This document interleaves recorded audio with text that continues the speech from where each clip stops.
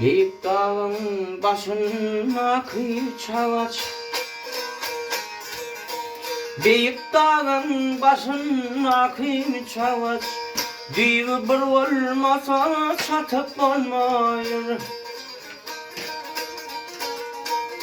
Ay dağda yatan diye kimin daşlarını gol bilen götürüp atıp olmayır.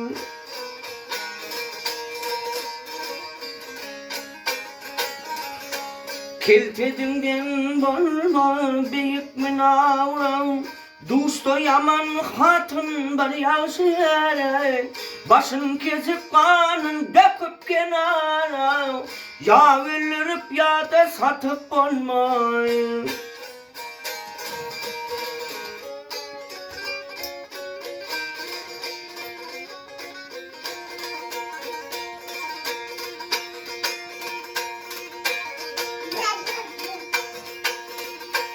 Garipler yer diyer, paylar der diyer.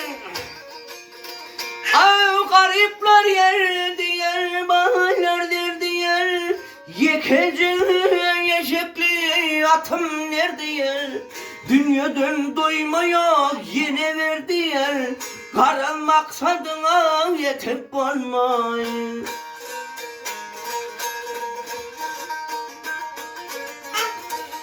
Mağtumulu sözün dinleyen olmasa, nesihata kulak salan bulmasa, yiğit gövni ötseyen olmasa, inzal parakat yatıp olmay.